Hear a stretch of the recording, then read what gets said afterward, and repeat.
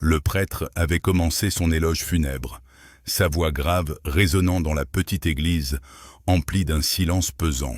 Devant lui, le cercueil fermé de Madame Dubois, la vieille dame du 5e étage, semblait flotter dans une douce lumière filtrant des vitraux. On disait d'elle qu'elle était partie paisiblement, dans son sommeil. La famille, vêtue de noir, était assise au premier rang, les visages marqués par la tristesse, ou du moins par ce qui devait ressembler à de la tristesse. C'était un jour comme tant d'autres, une cérémonie triste mais ordinaire, jusqu'à ce qu'un cri déchire l'atmosphère. La porte latérale s'ouvrit avec fracas et Monsieur Bernard, le concierge de l'immeuble de Madame Dubois, fit irruption. Il était essoufflé, les cheveux en bataille, sa chemise de travail maculée de poussière. Ses yeux étaient injectés de sang et il pointait un doigt, tremblant, vers le cercueil. « Arrêtez tout! Elle n'est pas morte !» Sa voix, d'habitude si discrète, résonna avec une puissance inattendue, coupant net les paroles du prêtre. Un silence glacial s'abattit sur l'assemblée. On aurait pu entendre une épingle tomber. J'étais là, au fond de l'église, un ami de longue date de la famille, venu présenter mes condoléances. Je regardais la scène, stupéfait, incapable de bouger. Une partie de moi trouvait la situation absurde, presque comique, mais une autre ressentait une étrange et inattendue lueur d'espoir. C'était comme si l'air s'était épaissi, chargé d'une tension électrique. La famille de Madame Dubois fut la première à réagir. Le fils, Jean-Pierre, un homme d'affaires toujours tiré à 4 épingles, se leva d'un bond. Son visage, déjà pâle, devint cramoisi de fureur. « Monsieur Bernard, qu'est-ce que cela signifie? Vous insultez la mémoire de ma mère. » Il fit un pas vers le concierge, mais les paroles de Monsieur Bernard avaient déjà semé le doute dans l'assemblée. Les têtes se tournaient, les murmures commençaient à courir. On se regardait, on chuchotait. Le prêtre, lui, restait figé, les yeux écarquillés. Parfois, la vérité se cache derrière le voile le plus sombre. Cette phrase me traversa l'esprit alors que je fixais le concierge. Il semblait avoir perdu toute contenance. Il pointa à nouveau le cercueil. Son corps tremblait. Son visage était pâle, presque cireux. Il ouvrit la bouche, essayant de parler, mais seuls des sons inintelligibles en sortirent. Puis, il s'effondra lourdement sur le sol de marbre, murmurant des mots que personne ne put comprendre, quelque chose à propos d'un mauvais sort, d'une injustice. Le désordre était total. Avant de continuer cette histoire incroyable, abonnez-vous à la chaîne et dites-nous d'où vous nous regardez dans les commentaires. Votre participation est importante pour nous. Ce drame aux funérailles de Madame Dubois nous ramène au Paris des années 80, dans un quartier populaire du 18e arrondissement, non loin de l'effervescence de Montmartre. C'était un endroit où les rues pavées résonnaient des pas pressés des Parisiens et des rires d'enfants. L'air était toujours imprégné des odeurs mêlées des boulangeries qui débitaient leurs baguettes croustillantes dès l'aube, du café fort des bistrots et de la fumée âcre des Gauloises. La vie de quartier y était une chose palpable. Les commérages s'échangeaient, sur le marché, entre 2 étals de légumes frais. Les discussions animées réchauffaient les comptoirs des bistrots du coin, et une certaine solidarité liait les voisins, même si, comme partout, des jalousies latentes couvaient sous la surface. C'était un monde où l'on se connaissait, où l'on observait, et où rien ne restait longtemps secret. Madame Dubois, elle, était une figure de ce quartier. Élégante et toujours bien mise, même pour une simple course, elle vivait seule au 5e étage de l'immeuble. Respectée par la plupart, elle gardait une certaine distance. On la connaissait pour sa collection d'antiquités qui remplissait son appartement et pour ses chats, qu'elle chérissait plus que tout. Sa routine était réglée comme une horloge suisse. Ses courses matinales, toujours au même petit primeur, ses visites régulières à l'église du Sacré-Cœur et ses après-midi passés à la bibliothèque, où elle dévorait des romans d'aventure et des biographies. Elle était une présence discrète, mais constante, un repère dans le quotidien du quartier. Monsieur Bernard, le concierge, était son parfait opposé, du moins en apparence. Discret, presque effacé, il était l'homme de l'ombre de l'immeuble. C'est lui qui connaissait les habitudes de chacun, les petits secrets que les murs abritaient. Il voyait tout, entendait tout, sans jamais rien dire. Il était le pilier invisible, celui qui s'assurait que tout fonctionnait, que les poubelles étaient sorties, que les ampoules étaient changées, que les lettres arrivaient à bon port. On le sous-estimait souvent, le prenant pour un simple exécutant. Mais M. Bernard était bien plus que cela. Il était les yeux et les oreilles de l'immeuble, un observateur attentif de la vie qui se déroulait sous son toit. Le fils de Madame Dubois, Jean-Pierre, était un homme d'affaires pressé, toujours entre deux rendez-vous. Ses visites à sa mère étaient rares et brèves, souvent annoncées à la dernière minute. Quand il venait, il était impeccable, costume sur mesure et mallette à la main. Leurs interactions étaient polies, mais l'on sentait une froideur sous cette façade de civilité. Il y avait un océan entre eux, fait de non-dits et de silence. Le narrateur se souvenait de rumeurs, des chuchotements au café du coin, sur les problèmes financiers de Jean-Pierre. On disait qu'il était endetté, que ses affaires périclitaient. Des disputes, des éclats de voix avaient parfois traversé les murs de l'appartement de Madame Dubois. Des bruits qui s'éteignaient aussi vite qu'ils étaient apparus. Monsieur Bernard, lui, avait commencé à s'inquiéter de la santé de la vieille dame. Il la trouvait plus fatiguée, plus pâle. Et puis, il y avait eu ces petits détails, ces objets de valeur qui semblaient disparaître de l'appartement de Madame Dubois, sans explication. Des broutilles, pensait-on, des choses égarées par une femme âgée. Mais Monsieur Bernard avait remarqué. Il se souvenait de chaque objet, de chaque bibelot. Le silence de la vieille dame à ce sujet était plus éloquent que n'importe quelle plainte. Le narrateur se plongea alors dans le passé, cherchant à comprendre comment la relation entre Madame Dubois et son fils, Jean-Pierre, avait pu se dégrader à ce point. C'était une histoire faite de petites trahisons, d'humiliations silencieuses et de promesses brisées qui, au fil des ans, avaient creusé un fossé infranchissable entre eux.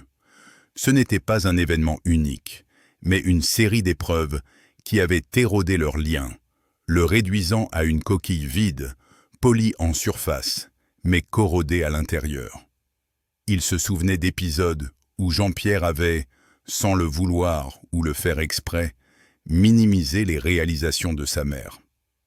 Un jour, Madame Dubois avait gagné un prix pour sa collection de roses rares, et Jean-Pierre avait simplement haussé les épaules, parlant d'un passe-temps de vieille femme. Lors de réunions de famille, il l'ignorait souvent, préférant discuter affaires avec d'autres invités, laissant sa mère seule dans un coin, le sourire figé. Parfois, il faisait des remarques désobligeantes sur son âge ou sa solitude, sous couvert de blagues, mais le narrateur voyait bien la blessure dans les yeux de Madame Dubois. Ce n'étaient pas des coups violents, mais des piqûres constantes, des humiliations discrètes qui s'accumulaient. Puis il y eut les promesses brisées. Jean-Pierre promettait des visites qu'il ne tenait jamais, invoquant toujours une urgence professionnelle. Des engagements financiers non respectés aussi. quand Madame Dubois lui avait prêté de l'argent pour l'une de ses entreprises, qui périclitait. « Je te rembourserai, maman, dès que ça décolle, » disait-il, mais le remboursement ne venait jamais. Il y avait aussi eu ses projets de voyage, des croisières que Madame Dubois rêvait de faire, annulées à la dernière minute par un Jean-Pierre trop occupé. Chaque annulation laissait Madame Dubois dans l'attente et la déception. Un poids de plus sur ses épaules déjà lourdes. Le narrateur se rappelait des moments où Jean-Pierre avait exercé une pression pour obtenir de l'argent. Il avait manipulé sa mère pour qu'elle signe des documents dont elle ne comprenait pas toujours la portée, des papiers qui engageaient une partie de ses biens pour garantir les prêts de son fils. Il se montrait d'une négligence flagrante concernant le bien-être et la santé de sa mère. Quand Madame Dubois était tombée et s'était cassé le poignet, Jean-Pierre n'était venu la voir que le lendemain, pressé, repartant après quelques minutes, laissant le soin aux voisins de s'occuper d'elle. Monsieur Bernard, le concierge, avait été le témoin silencieux de toutes ces dynamiques destructrices. Il observait les changements d'humeur de Madame Dubois, la voyant de plus en plus souvent, les yeux rouges, traces de larmes récentes. Il notait les regards fuyants de Jean-Pierre quand il croisait son chemin, comme s'il évitait de rencontrer son propre reflet dans les yeux du concierge. Monsieur Bernard avait vu la vieille dame se faner peu à peu, son énergie s'éteindre à chaque visite de son fils, ou plutôt à chaque non-visite. Il avait remarqué comment les petits objets de valeur disparaissaient et comment Madame Dubois, d'abord résignée, finissait par ne même plus en parler, comme si la lutte était devenue trop lourde. Le narrateur comprenait maintenant que l'événement des funérailles n'était pas un incident isolé, une erreur passagère, mais l'aboutissement de longues années de souffrance et de manipulation. La mort de Madame Dubois était, d'une certaine manière, déjà en marche bien avant son décès apparent. C'était une lente agonie émotionnelle orchestrée par son propre fils. Le public, en écoutant cette histoire, ne pouvait plus voir Jean-Pierre comme un simple fils négligent. Il était bien plus que cela, potentiellement un prédateur, profitant de la vulnérabilité de sa mère, la dépouillant de sa dignité et de ses biens, pièce par pièce. La vérité était bien plus sombre que ce que l'on aurait pu imaginer. La tension montait, palpable, dans l'immeuble et dans le quartier après l'annonce du décès de Madame Dubois. Le narrateur se souvenait des discussions houleuses entre Jean-Pierre et le notaire. Il n'était pas rare d'entendre des bribes de conversation à travers la porte de l'appartement de la défunte. Jean-Pierre insistait sur l'urgence de la succession, parlait de problèmes de liquidité et de la nécessité de vendre rapidement les biens de sa mère. Le notaire, un homme d'âge mûr et visiblement agacé, tentait de freiner son ardeur, rappelant les procédures légales et les délais. Ces échanges, chargés de cupidité à peine voilée, résonnaient dans les couloirs, alimentant les murmures des voisins. La famille éloignée de Madame Dubois, peu présente en temps normal, commençait à s'interroger sur la rapidité des événements. Des tantes, des cousins, se manifestaient, non pas par chagrin apparent, mais avec une curiosité mêlée de suspicion. « Tout cela est bien soudain », disait l'une. Et Jean-Pierre si pressé, ajoutait un autre. Les voisins, eux, n'étaient pas en reste. Ils chuchotaient sur l'absence prolongée de Jean-Pierre avant le décès de sa mère et sa hâte à liquider les affaires. Certains, plus courageux ou plus indignés, avaient bien tenté d'alerter les autorités, de signaler la situation, mais leurs appels étaient restés sans suite, balayés par le formalisme administratif ou simplement ignorés. Le narrateur se sentait cerné par ses jugements silencieux. Les regards des passants dans la rue, les silences pesants au café du coin, quand Jean-Pierre était mentionné, tout cela pesait lourd. Les commentaires à voix basse sur l'attitude du fils de Madame Dubois étaient constants. On le voyait vider l'appartement avec une efficacité glaçante, triant les affaires de sa mère comme des objets sans valeur sentimentale. Le narrateur décrivait cette atmosphère de méfiance et de suspicion qui s'était installée dans le quartier comme une brume froide, enveloppant chacun d'une gêne certaine. En tant qu'ami proche de Madame Dubois, le narrateur se sentait impuissant et déchiré. Il essayait de comprendre ce qui s'était passé, de concilier la façade d'homme d'affaires respecté que Jean-Pierre tentait de maintenir avec les signes troublants qui s'accumulaient. Ces nuits étaient peuplées de doutes. Les images de Madame Dubois, si digne et pourtant si seule, se mélangeaient aux scènes de Jean-Pierre pressé, les yeux fuyants. Sa quête de vérité devenait obsessionnelle. Il repassait chaque conversation, chaque geste, chaque regard. L'ambiance générale reflétait cette anxiété. Le ciel gris de Paris semblait plus bas que d'habitude. La pluie fine et persistante lavait les rues, mais ne parvenait pas à dissiper le malaise.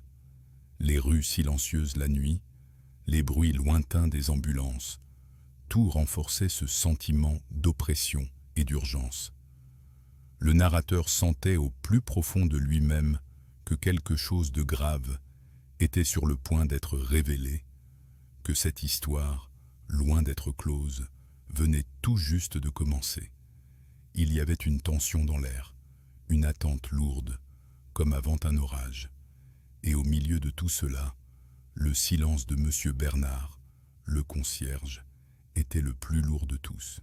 Son effondrement aux funérailles avait été un cri muet, un signal d'alarme que personne n'avait su déchiffrer, mais qui maintenant résonnait dans l'esprit du narrateur.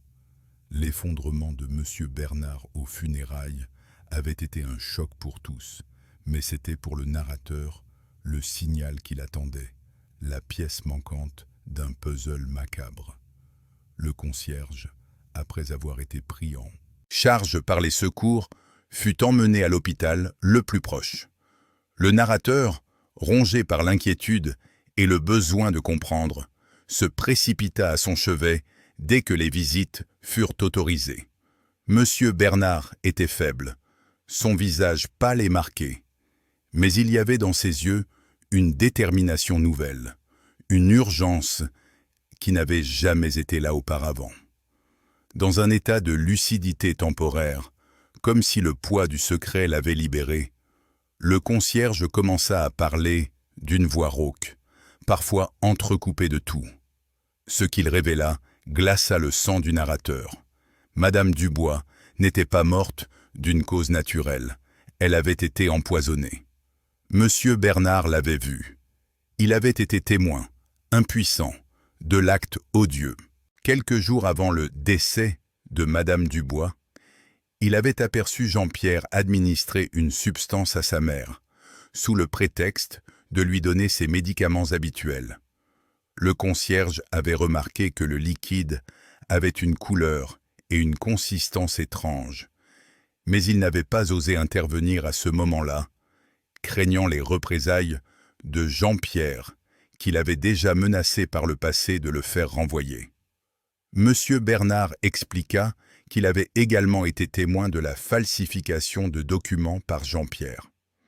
Il avait vu le fils de Madame Dubois modifier des papiers, accélérant les démarches pour les funérailles et la succession, avec une hâte indécente. Le concierge avait découvert des dettes colossales, contractées par Jean-Pierre, des montagnes de créances qui le submergeaient. L'héritage de sa mère était sa seule issue, sa planche de salut. Il avait simulé la mort pour s'approprier les biens de Madame Dubois, la faisant passer pour morte avant qu'elle ne le soit vraiment, ou du moins, avant que son empoisonnement ne fût irréversible. Le concierge, rongé par la culpabilité d'avoir gardé le silence, avait finalement craqué lors des funérailles. Il n'avait plus pu supporter l'injustice, le spectacle de cette comédie macabre. Il avait tenté d'alerter Jean-Pierre avant, de le dissuader, mais ses avertissements avaient été balayés d'un revers de main, moqués même.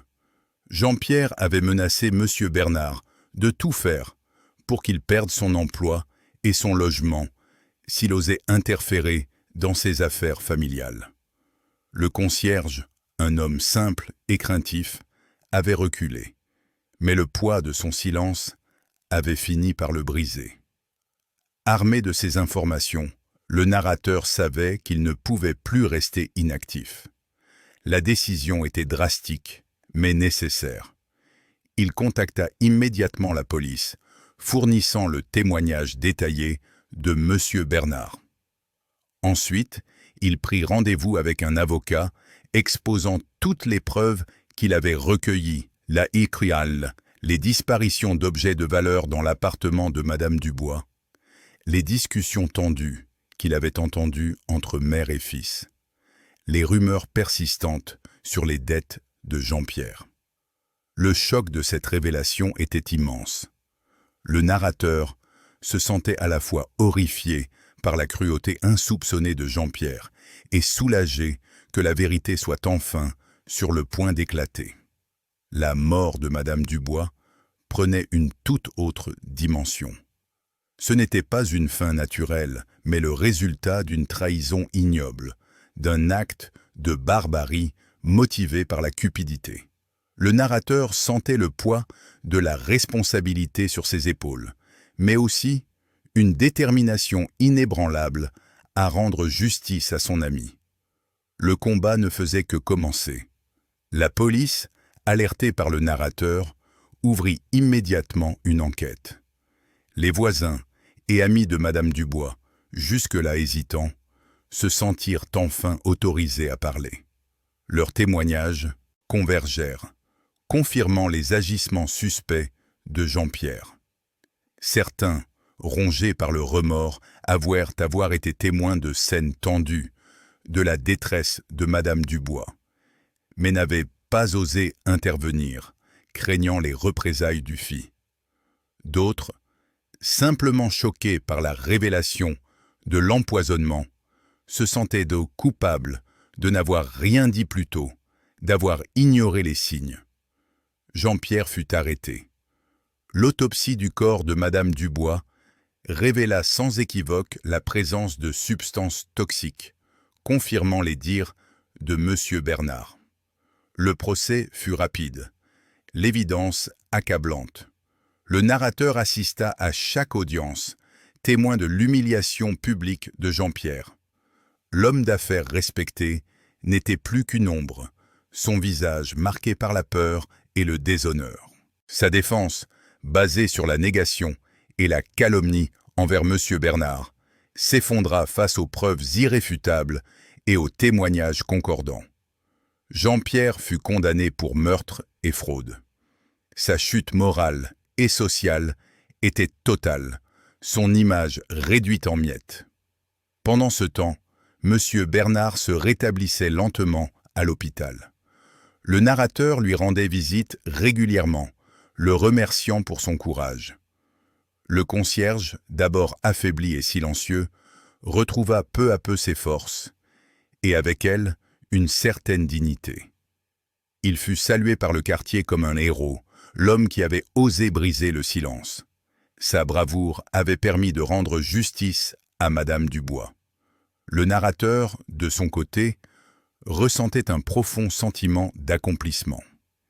Il avait honoré la mémoire de son ami, prouvant que la vérité finit toujours par éclater. L'héritage de Madame Dubois, une fois les dettes colossales de Jean-Pierre remboursées grâce à la vente de ses biens et le reste de l'argent de l'héritage, fut utilisé pour créer une fondation en son nom. Cette fondation avait pour mission de soutenir les personnes âgées isolées, de leur offrir une compagnie, une aide matérielle et de veiller à leur bien-être. Elle protégeait également les animaux, une passion chère à Madame Dubois. Le narrateur s'engagea personnellement dans la fondation, veillant à ce que l'esprit de générosité et de compassion de son ami perdure.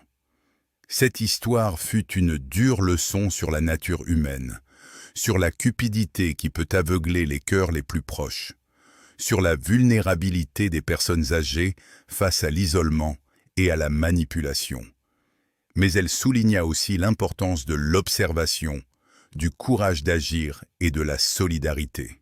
Le narrateur se rappela que la vraie mort n'est pas la fin de la vie physique, mais l'oubli, l'indifférence. Madame Dubois, grâce à l'intervention de Monsieur Bernard et à la quête de vérité du narrateur, n'était pas morte en vain. Sa vie avait eu un sens, même dans la tragédie, et son souvenir continuait d'inspirer des actions positives. Dans le silence de l'oubli, une voix s'est élevée. Elle n'était pas morte, elle attendait juste que la vérité la libère. Et dans cette libération, nous avons tous trouvé une part de nous-mêmes, une part d'humanité, de justice et d'espoir.